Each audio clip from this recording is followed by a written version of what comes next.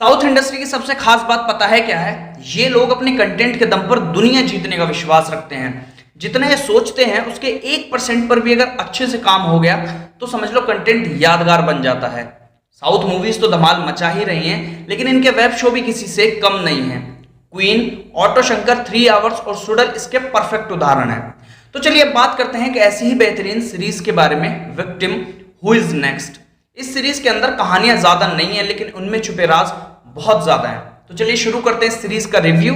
लेकिन रिव्यू शुरू करने से पहले अगर आपने हमारे चैनल को अभी तक सब्सक्राइब नहीं किया तो चैनल को सब्सक्राइब करके नोटिफिकेशन बेल को दबा दीजिए। और अगर वीडियो पसंद आता है तो वीडियो को भी लाइक कर सकते हैं। हेलो नमस्ते, मैं हूं निशांत और आप देख रहे हैं द रिव्यू कैफे।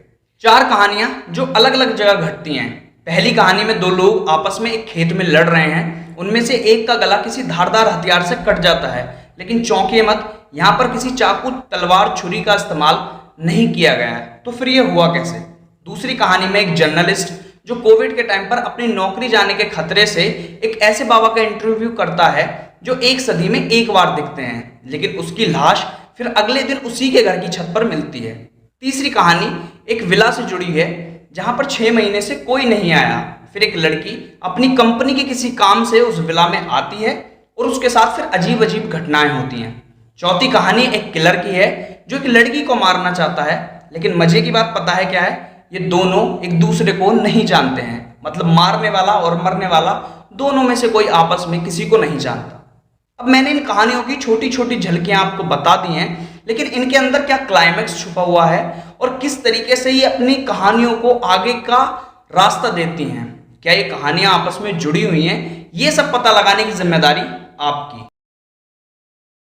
सबसे पहले इसकी स्टोरी राइटिंग और स्टोरी टेलिंग का जो तरीका है वो सबसे अनोखा है और वो इस पूरी सीरीज की जान है।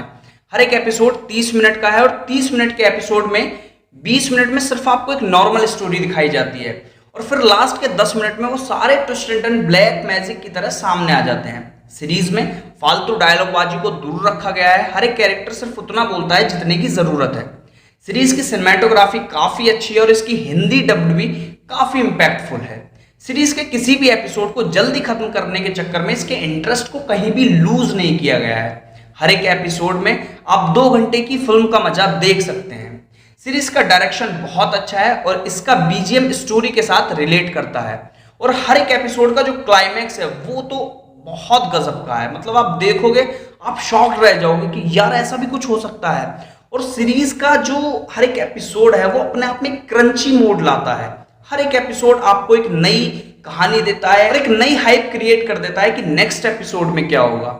सीरीज के जो कैरेक्टर्स हैं उनकी परफॉर्मेंस बहुत अच्छी है। सीरीज के सभी कैरेक्टर्स की परफॉर्मेंस नो डाउट बहुत अच्छी है, लेकिन कुछ कैरेक्टर्स आपको ओवर एक्टिंग करते हुए नजर आ सकते हैं। सीरीज के सेकंड एपिसोड में जो एक हिंदू मुस्लिम वाला एंगल डाला गया है वो मेरी समझ से तो बाहर है। अगर वो नहीं भी होता तब भी कहानी बहुत अच्छी जा रही थी, लेकिन उसके पीछे डायरेक्टर साहब की अपनी कोई मंशा रही होगी, स्टोरी राइटर की अपनी कोई एक मंशा रही होगी, लेकिन अगर वो ना होता तब भी कहानी बहुत अच्छी थी। सबसे बड़ी बात, जो सीरीज के एपिसोड हैं उनकी ड्यूरेशन थोड़ी सी कम है। अगर वो थोड़ी सी और बढ़ा दी जाती तो वो और इम्पैक्टफुल लगते, क्योंकि क्लाइमैक्स में बहुत जल्दीबाजी की गई है। अगर थोड़ा सा ड्यूरेशन और ज्यादा होती तो उस क्लाइमैक्स को, जो क्लाइमैक्स में जल्दीबाजी की गई है, उस क्लाइमैक्स को एक वे में दिखाया जा सकता था, उसमें और सस्पेंस क्रिएट किया जा सकता था। मेरा फाइनल वर्डिक्ट ये है कि अगर आपके पास डायरेक्शन अच्छा है तो आप खराब कहानी को भी अच्छा बना सकते हैं। आपका डायरेक्शन अच्छा है तो आप ढीले स्क्रीन प्ले को भी ताकतवर स्क्रीन प्ले बना सकते हैं। अगर आपके पास डायरेक्शन अच्छा है तो आप बिना किसी बड़े चेहरे के भी एक कंटेंट को हिट बना सकते हैं और वो सारी चीजें victim who is next series में नजर आती हैं। तो मेरी तरफ से मिलेंगे सीरीज को 3.5 आउट ऑफ 5 स्टार्स, लेकिन असली स्टार्स देने के हकदार आप लोग हैं। तो आप लोग फटाफट मुझे कमेंट करिए कि हमने ये सीरीज देखी है या नहीं, और अगर नहीं देखी है तो प्लीज इस सीरीज को जाके देखिए और मुझे फिर कमेंट में बताइए कि आप इस सीरीज को कितने स्टार्स देंगे। बाकी मिलते हैं आपसे अगले वीडियो में, तब तक के लिए जय हिंद, वंदे मातरम।